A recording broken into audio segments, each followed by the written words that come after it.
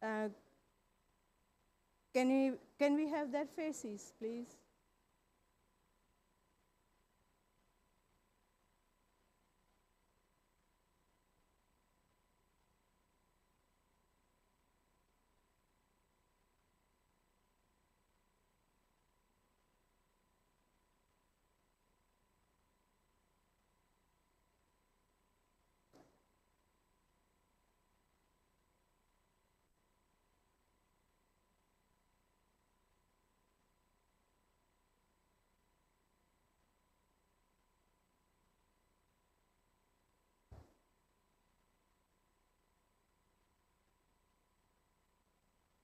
Is there any problem?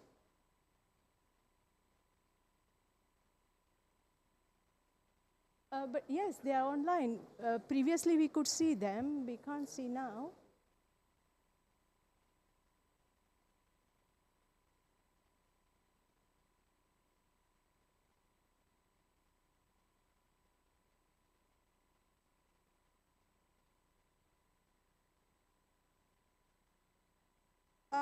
Well, they were online. They told me we are online, and last session I could see all of them. No, but we can't see any people. See, people are only 3 people, so we can't see any of them. We are all in. That is what they are saying.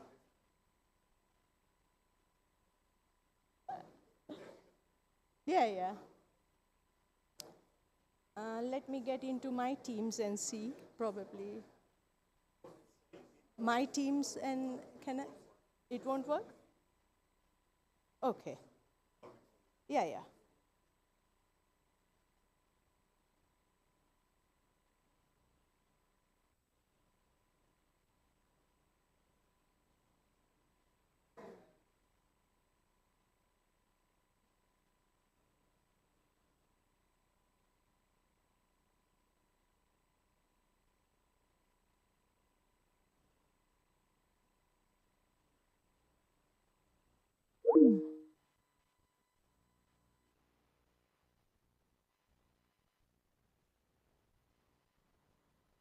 No, no. They will figure out.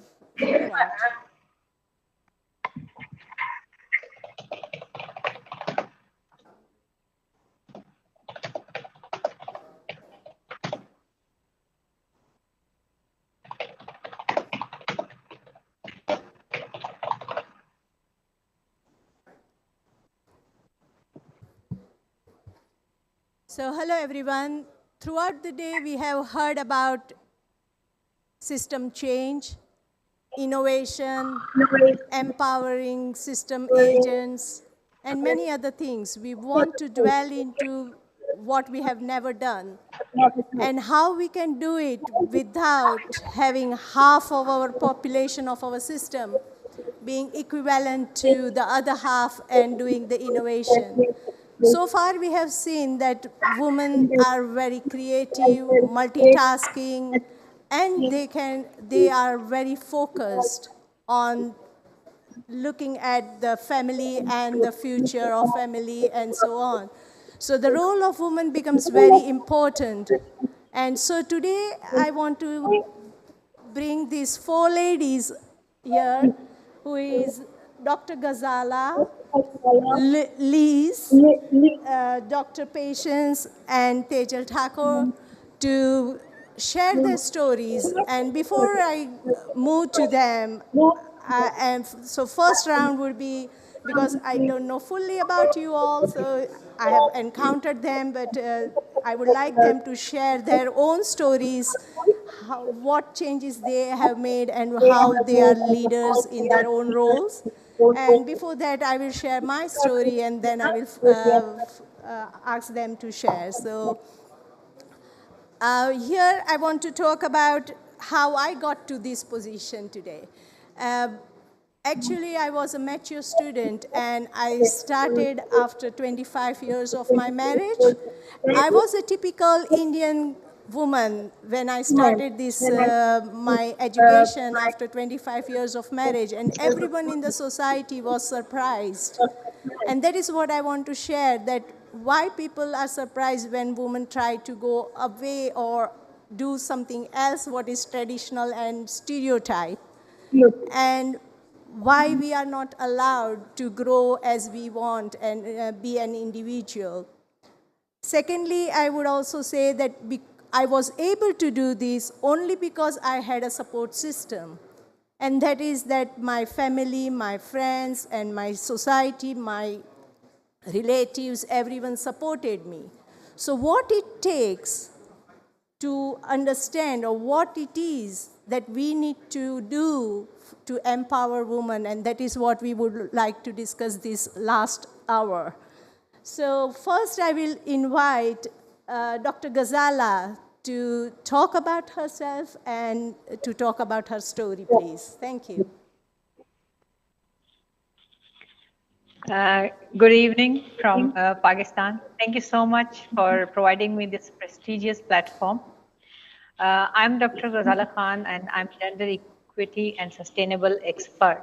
So just like Dr. Renika, we have the support system, and we are of those privileged ladies who get recognition on behalf of their family and because of their hard work. So I pursued my PhD after 16 years of gap, having 4 kids, and now they are teenagers and they are at the universities now.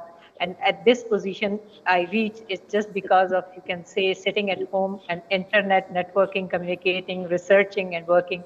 So proudly I can say that I am the one that who are also nourishing the 4 generations and providing the education and working on women empowerment. So today our topic is really too near my heart. Like, despite the global efforts and the world is falling short of achieving gender equality. And this year edition of the UN Women and UN DESA reported progress on the Sustainable Development Goals. The gender snapshot shows that it paints a worrisome picture halfway through the 2030 Agenda for Sustainable Development. So, do you want me to continue, Renika? Thank you. No worries. We can do in the next round more about your work and so on. So thank you very much. Ghazala was speaking from... I just want to know that I have some time or I don't have some time. Sorry, I could not understand. Sorry. Say that again. Do I have time to speak? Yeah, please continue if you wish, please. Yeah, I'll just take 10 minutes. I have some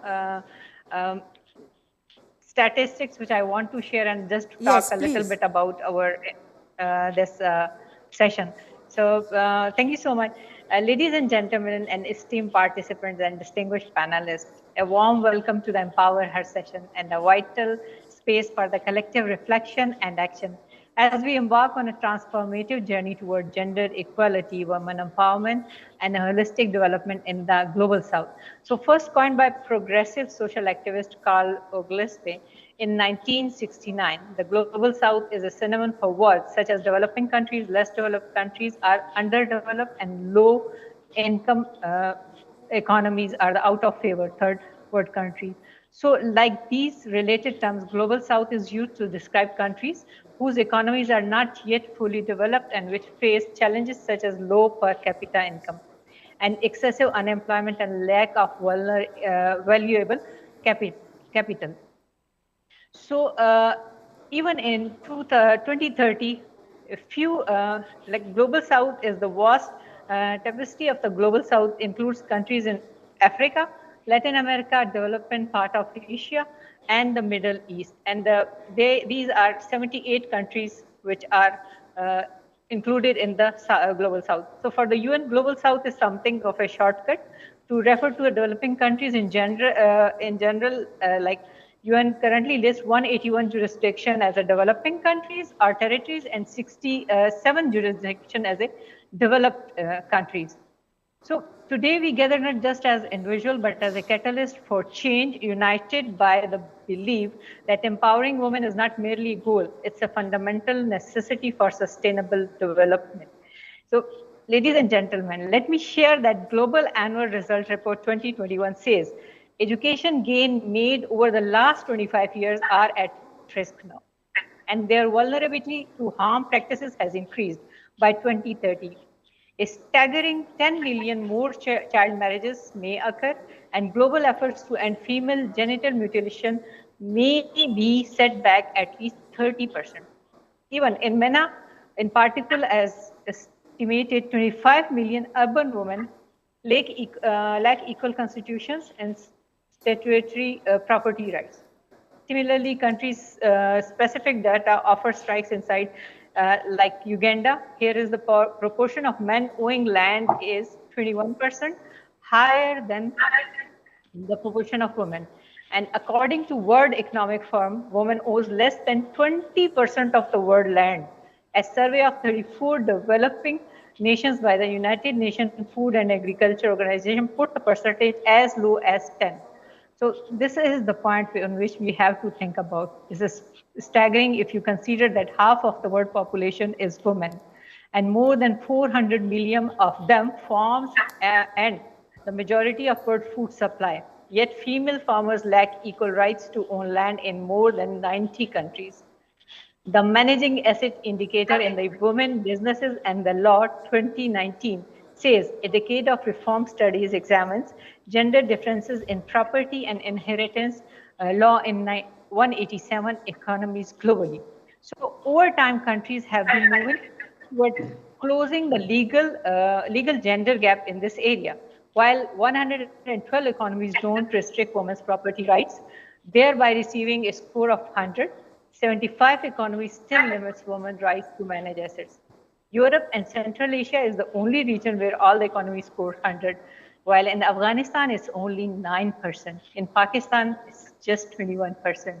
Chad, 24, Nigeria, 27, Nepal, 11, Haiti, 19. So in developed countries, of course, Germany, 60%, UK, 68, and US, 52, which is still less, right? So as per the Global Financial Literacy Excellence report, the gender gap in financial literacy, a global perspective 2017, tell us that how we are managing the women's rights, their education, their financial literacy. So as we delve into the heart of the matter, we acknowledge the stark realities. Discrimination and unequal opportunities are deeply entrenched in societies and limiting women access to quality education, decent employment, and entrepreneurial ventures. So the challenges we face are necessitate not only incremental changes, but a paradigm shift, a comprehensive integrated approach that goes to the root of inequality.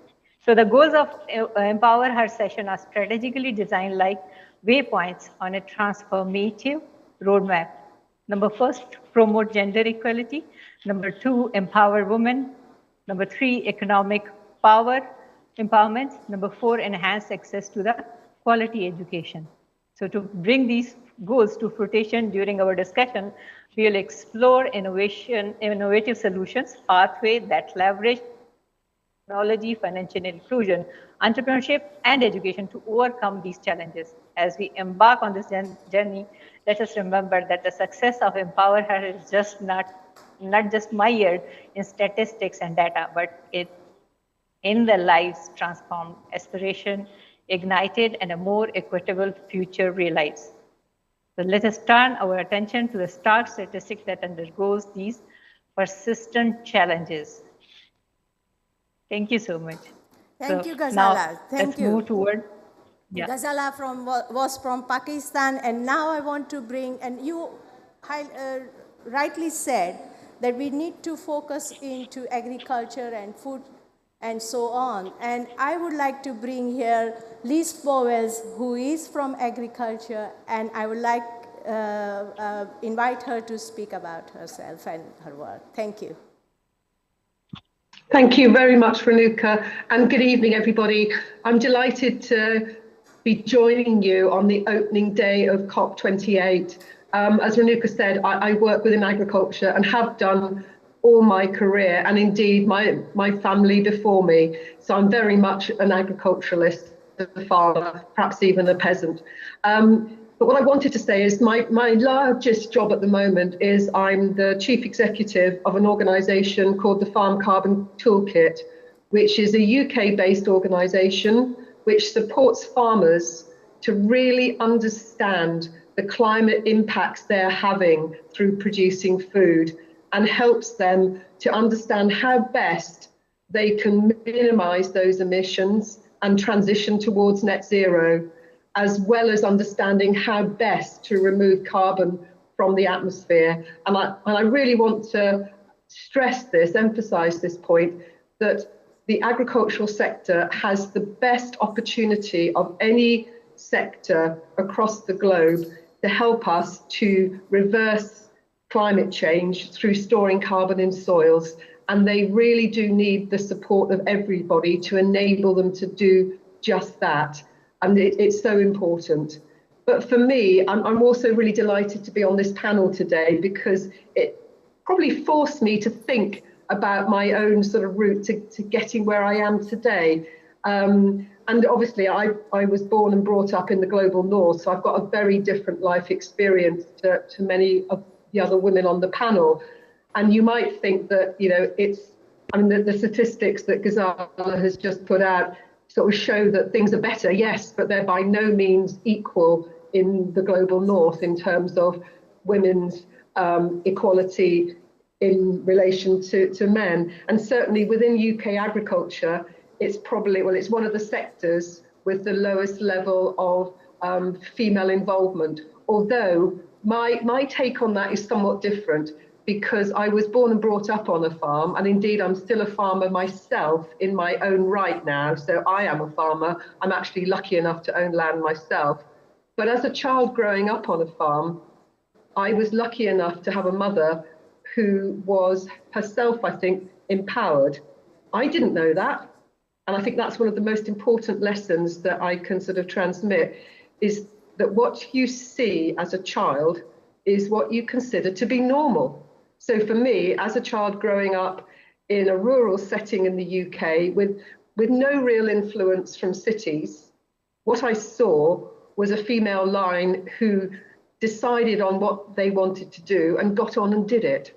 So that was me growing up, seeing that I could do it, and indeed probably a willful blindness of all around me in terms of how other people didn't see life in that way. So for me, it is that what I found really important was that children accept what they see in their early life, and that really feeds through into their whole life. So, you know, as we go forward in this session, for me, that's the important thing to hold in mind. But it wasn't always like that, because alongside that personal empowerment of myself, I was also living within an agricultural system, which it was very male dominated. And if I say to you that as a child growing up, I had an elder brother, and many of you will know what having an elder brother means. It means that my elder brother was groomed to take over the family business. And indeed, something that I've never really realized was expected from me was that I would grow up and marry a farmer. That was my family's, or at least my father's, solution to this challenge of how to look after two children. I didn't actually play my part in that, because partly I didn't realize that was what was expected of me, but also because it never occurred to me that that is what I would do. And I think sometimes being so clear in your own mind about what you want to do is so important in this space. And that's the kind of part of the story I wanted to put across, that nothing is ever that straightforward. And whilst I was lucky enough to have powerful females within my family, I also had this sort of entrenched privilege of the system and how it was in the UK at that time. And certainly throughout my whole career, I have generally been in the minority within whatever setting I've been working in. And I think sometimes that for me was never a real problem, because I was able to almost just ignore it. And I think probably sometimes it's quite helpful as a woman not to respond to some of those situations where the majority are men. But having said that, what I also see in the UK is an increasing realization that some of the things that were accepted as being how it was are no longer acceptable. And that is so positive for the next generation coming along. And the other thing which I noticed, which I'm not very good at, because I suspect I got so used to accepting that kind of discriminatory treatment, is that younger people call it out. They don't allow it to stand. And I think but first of all, you have to recognize it for what it is before you can call it out. And I think that's one of the things that increasingly we're getting better at. And I'll come on to that in a minute, but I'm conscious, Renuka, I've had my 5 minutes, but I just wanted to say how delighted I am to be on this panel, and thank you. Thank you, Liz. Thank you. We'll come to those questions. And now I will invite Dr. Patience from Nigeria to speak. Thank you. Good afternoon, everyone. Can you hear me? Good afternoon, everyone. Yes, we can hear you clearly. Greetings from Covenant University, Nigeria. I'm also really delighted to be part of this discussion. Thank you, Rebecca, for this privilege to join this discussion.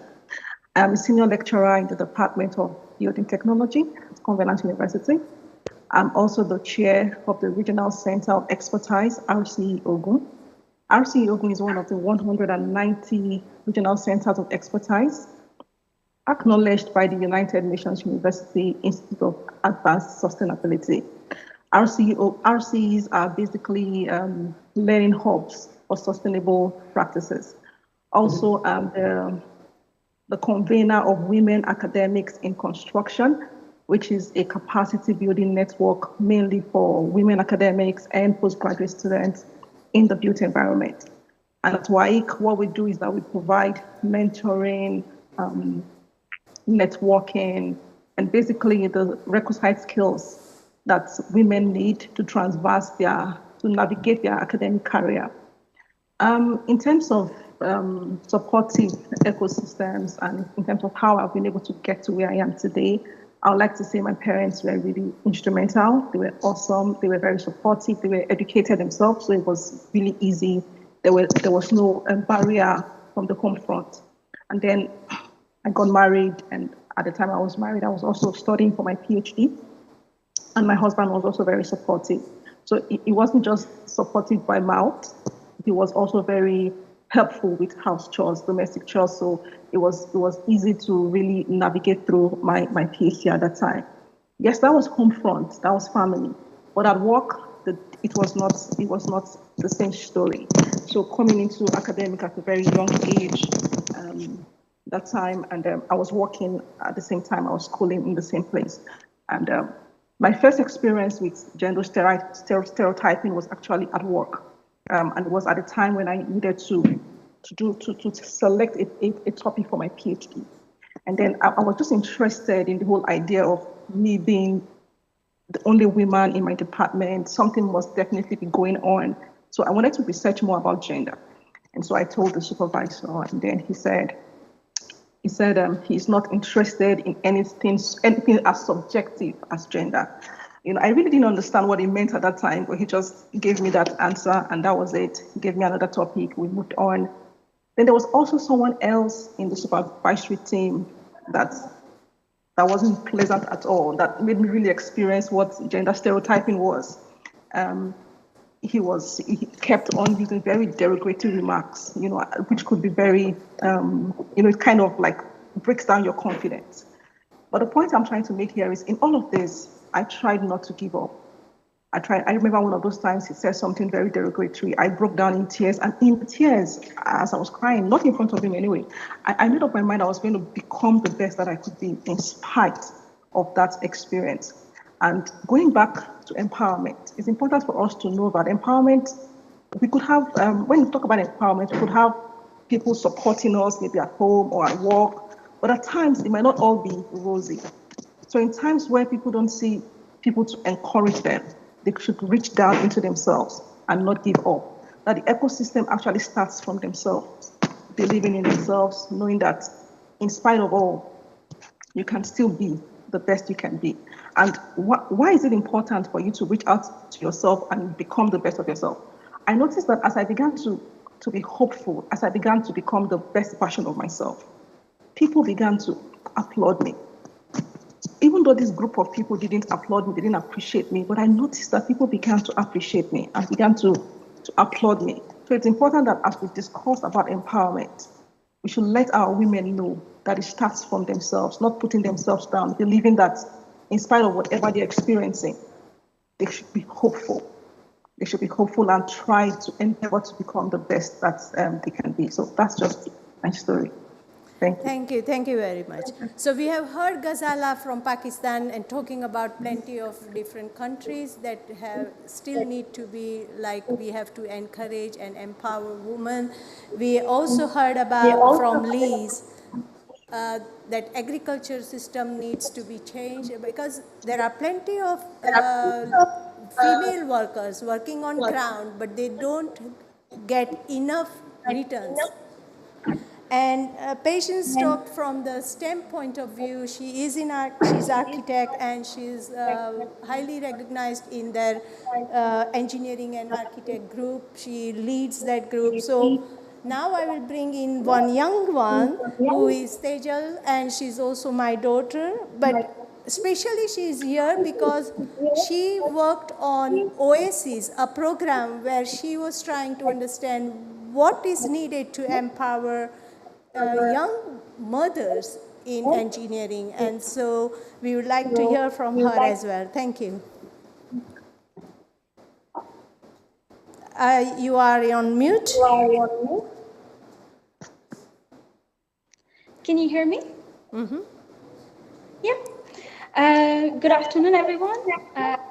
Thank you very much, Mom, for giving me the opportunity to speak in this session. So just to introduce a little bit myself, I'm a spacecraft systems engineer for Galileo navigation project at Airbus Defence and Space, based in Munich, Germany. I've been working in spacecraft engineering field for over 10 years, and I'm here to talk about what ways are available for young girls in STEM fields, helping them choose the right path, or at least make the right choice, and what ways are available to them. Since recent years, I've been engaging with my fellow men and women working in STEM subjects to develop more channels to encourage girls to pursue STEM careers. In addition, I have conducted, as Mom said, several roundtable sessions to discuss microaggressions and gender biases in STEM workplace and how to tackle them. So this session is really, really important and close to my heart. I was very, very lucky to have parents who supported my dream, and coming from a very traditional country, my parents set themselves apart from the norms and encouraged us to pursue our dreams from very young age.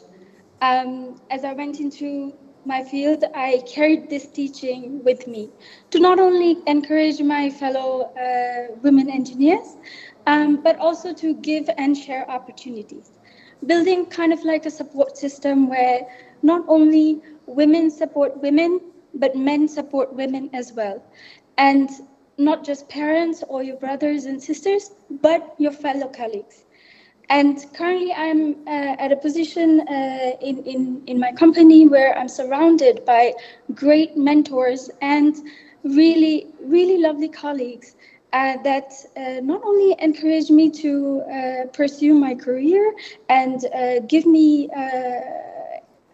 amazing trainings that I can develop myself more, but also they encourage me to conduct these roundtables.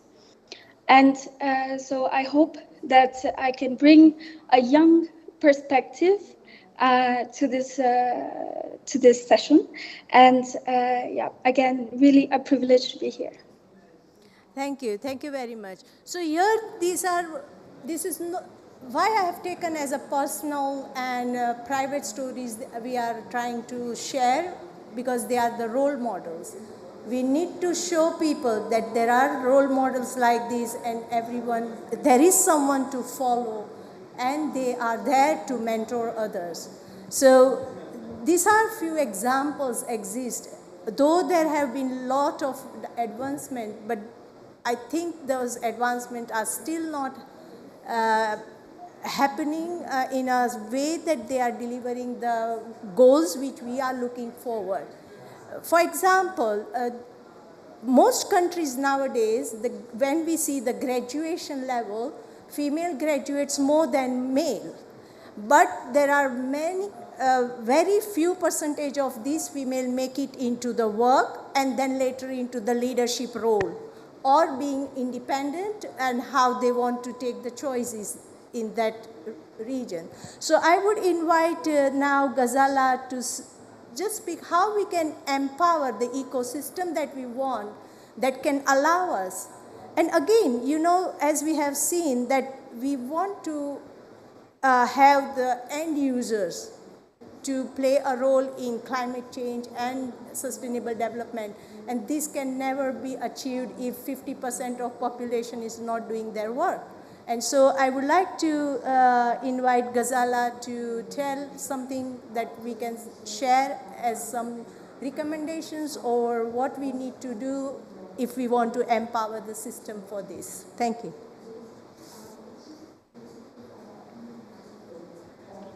Thank you so much. I'm very touched with the stories of all ladies, and I just want to share that like I am from the northern part of Pakistan. It's like called the Swat Valley, and I left Pakistan in 2008 when the military came into the valley, and they have the operation cleanup against the Taliban.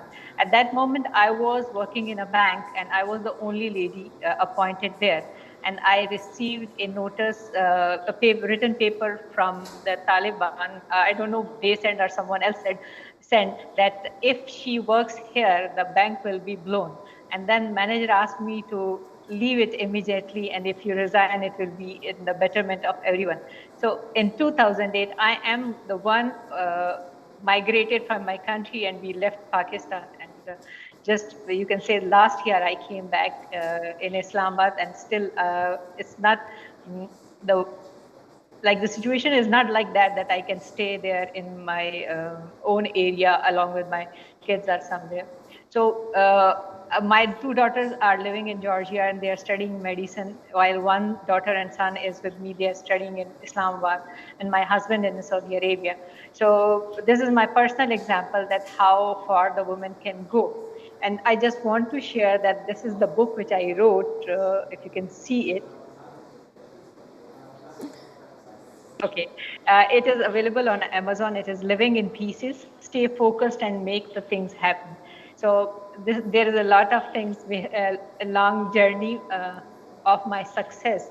And now I am representing Pakistan as a mission head from Federation of International Gender and Human Rights, working on the different platforms and representing Pakistan.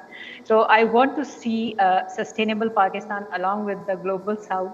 And that's why I came up with the proposal that empower her is very important.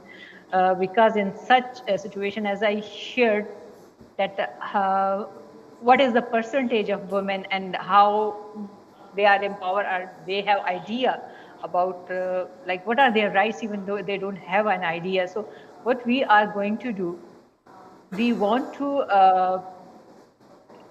add some technology for inclusive learning, so that, and also bring them a financial literacy, so that they can understand the just basic mathematics about also about the land rights which is inherited to them.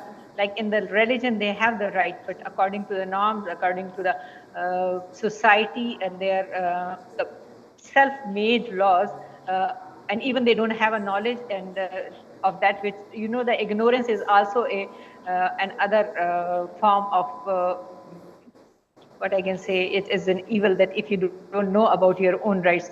So educating women about their own rights is really important, and empowering her. So we would like to work on digital financial inclusion site, promote digital payment and banking solutions so that developing peer-to-peer lending platform for women entrepreneurs, farmers who are in agriculture, who are in business. And we want to establish a woman-centric entrepreneurship incubator and establishing accelerator tailored to the need of female entrepreneurs. Like my slogan is turn your passion into a successful business. So it is not necessary that you have an MBA for a business or you should have a product. You should just have the idea and you have passion and you have skills. So we can turn your skills into your business. So encouraging women participation in emerging technology sector, STEMs, and our key messages resonate with the importance of gender equality as a cornerstone for sustainable development, emphasizing for economic benefits of women participation and their pivotal role of education.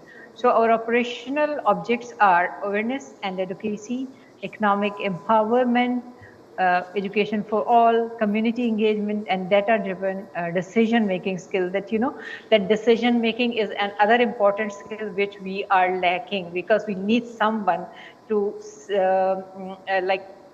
praise us or tell us that, okay, you are right. So this is also a lack of confidence, but we are not, I will not say that female has lacking something, but the society made them that they have lack of confidence, they cannot decide well. And that's why I want the female in the decision-making position, in the politics, even in the bureaucracy, in the ambassadorship, in the education sector. Because I believe that woman is the queen of their home. And because she is the one who is educating and taking care of women, of their kids. So she is the one who is the, what I can say, who is the one who is taking care of 3-4 generation, and then what she decide for their eating, what she decide for their schooling, and what she decide for their career or their marriages. So she has this authority, but limited. So we want to bring this literacy so that she can empower, at least on this basis, that what she has to wear, what she has to eat, and what is allowed for her. Like she doesn't need permission for the small petty things. So as we embark on the transformative journey, empower her, let our collective commitment resonate across the borders and culture. Through the attainment of our strategic goals, we aspire to forge a more inclusive, equitable society, catalyze economic growth, and alleviate an overall well-being for the global South. Thank you for joining on this crucial expeditions toward realizing the immense potential embedded in the heart of the global South, and also, of course, the women of global South. Thank you. Thank you, Ghazala. Thank you. When I was talking to Liz, just now also she mentioned that she didn't realize that she was challenged. And I want to know why. And what was the empowerment she had, or what she needs to see in the society. May we have only 4-minute talk on from you, Liz? Yes, thank you very much, Renuka. So yeah, and thank you, Ghazala, because for me, I think the key thing that made all the difference for me, in addition to having powerful role models in my family, was access to a good education. And I think if nothing else, that is the thing that needs to change for all women, that they have access to as good an education as men. Because with that comes expectation raising. And for me, that was critical. Had I not had a good education, my expectation of what I could expect from life would have been very different. So I was lucky enough to have a good education. And that gave me far more power over my own future than if I hadn't. And I'd also say, I've kind of nicked something from Virginia Woolf, a room of our own.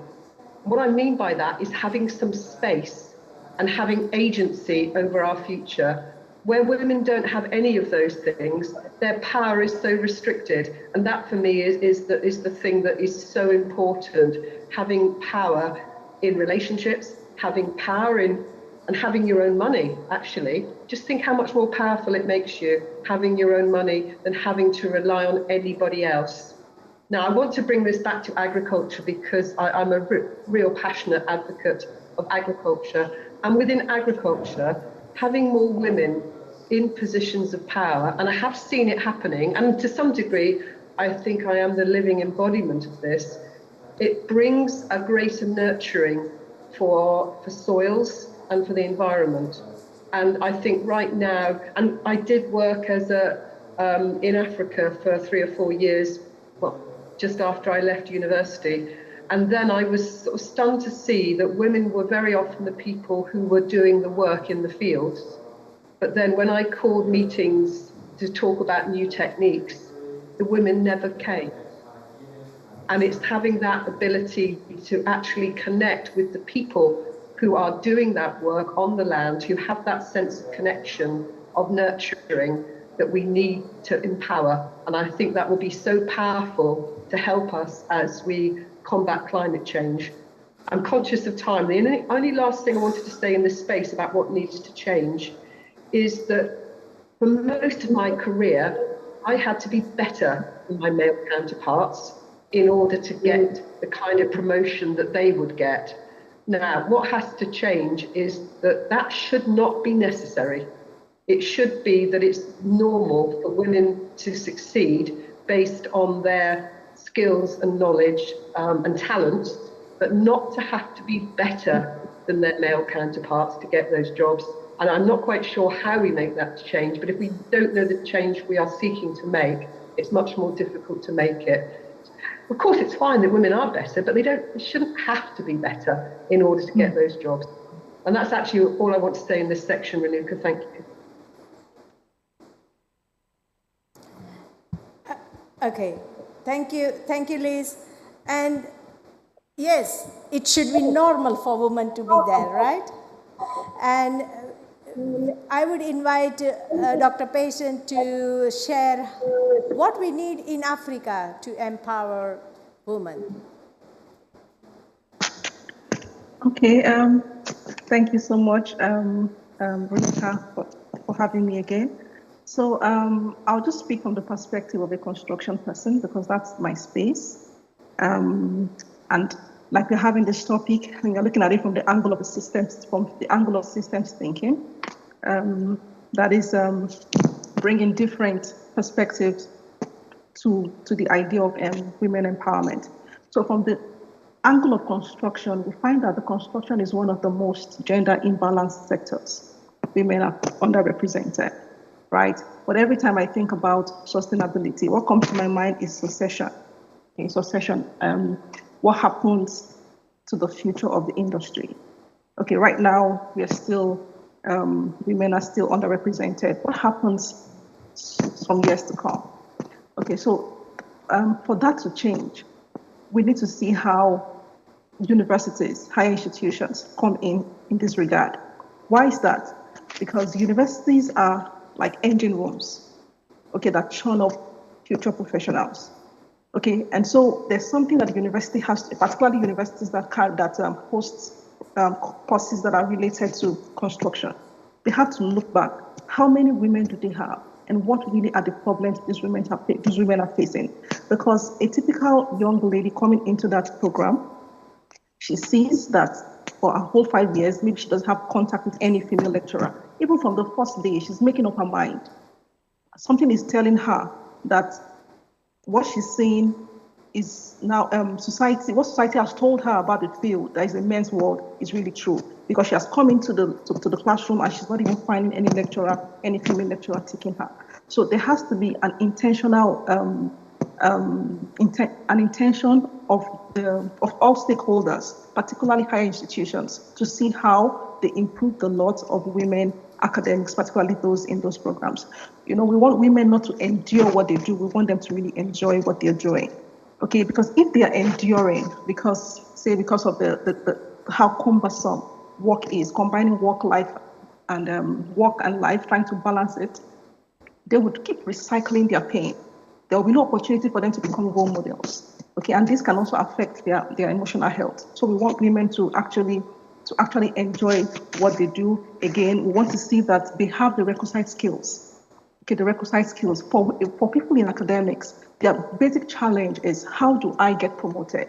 Because like everyone that goes to work, they go to work, yes, they teach. They still have the assignment of research, which is a core thing that they need to be promoted. But they need to have these skills.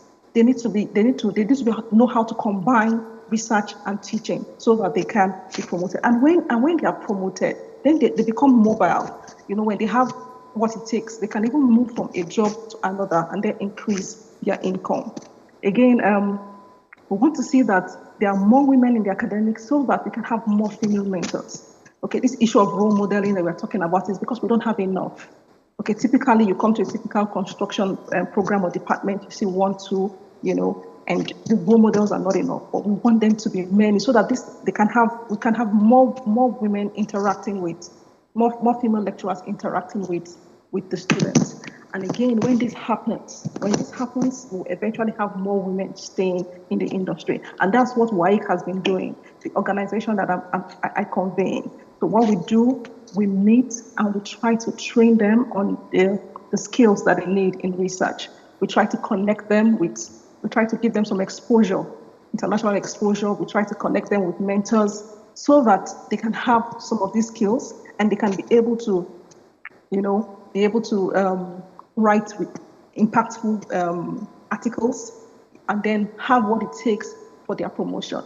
So basically, these are some of the ideas I think programs hosting construction programs, universities hosting construction programs can actually adopt to increase the number of women in the construction space. Thank you very much. And final 5 minutes we have. So please, Tejal, share something that you would like to empower women in your space. So hearing the stories of everyone here, it's really, I see that there is a need as in, as there is a need to breathe, it's a need to kind of make education available to girls. I can say this in a couple of steps. So education to girls and safer, more equal communication and opportunities in workplace. And one of the points that we have not seen here is the transition. So you have a support system. Let's say, in my case, I had my mom to encourage me and my dad to encourage and trust me to they sent me to England at a mere age of 15 to study aerospace engineering. So high school and then aerospace engineering. And this kind of support system, along with my sister being also in my field, helped me stick to my plan. So this is something that is really that there is a gap. With the popularity of social media apps and the influencer generation, more and more young girls are opting out of STEM subjects in their middle school. And this age is really important because once they choose a STEM subject at this age, it is very likely that they will choose to pursue a similar course at university. At university, in my personal experience, I learned a lot about a workplace environment and how projects work by being an active member of multiple non-profit organizations. Thereafter, my experience in the space industry has shown that while industries are offering excellent paths and flexibility for women, what is missing is the gap formed by cultural and perhaps religious views that enable gender biases to come into play. And here, as I mentioned before, the need to address this and speak up about it will make a difference. So, not to shine a negative light on fellow colleagues, it's kind of like the example from patients, is that yes, you will, this comments or this discouragement that you experienced in your field is something that you should not have experienced. It's something that should not have been there in the first place. So, as you said, that it is very a norm for women to endure. This is unnecessary because men don't endure. So why should we? And so coming back to my a personal experience of mine has been that while being in the same technical field and level as my fellow colleagues, I've had encounters in previous workplace or previous work environments where I have been informed in a very nonchalant way that it's technical, let others handle it. And this is just an example. But while this scenario may come unconsciously without malintent, it hinders the balance in the workplace. And I believe, so my goal for as Mom said, that I was conducting OSIS round tables to discuss these kind of issues.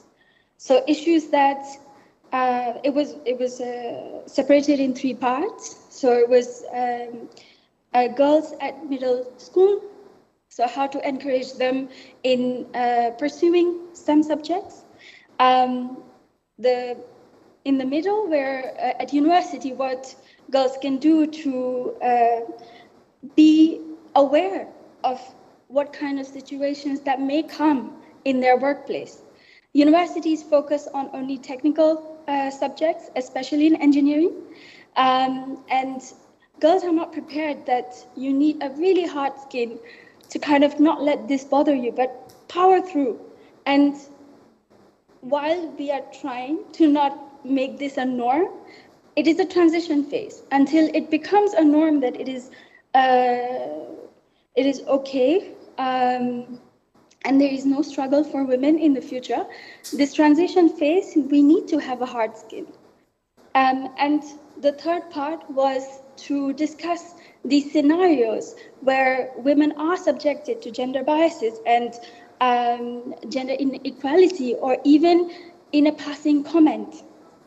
And this discourages women and especially their work and their mental health. And here, what I wanted to do was have a forum where these issues can be discussed. Because as you have experienced this before, I'm pretty sure many other women have, but they bottle this up. They don't speak up. And what I want to pass this a message today is that speak up. Have a chat with your colleague who made this comment. It is okay. It does not make you a weak person. It makes you stronger to talk about it. It would improve communication. And this is the key. Improved communication. Even if the person is unaware about it, that they are pursuing these kind of trends, it is okay to address them. And it is okay to speak up. So this is my message for today. And I hope women everywhere take this to their heart, is that speak up. Yeah. Okay, thank you very much. I think we are running out of the time now, but thank you very much, Ghazala, Patience, Liz, and Tejal. You have brought the message out from different parts of the world, and I'm grateful for that. Thank you very much.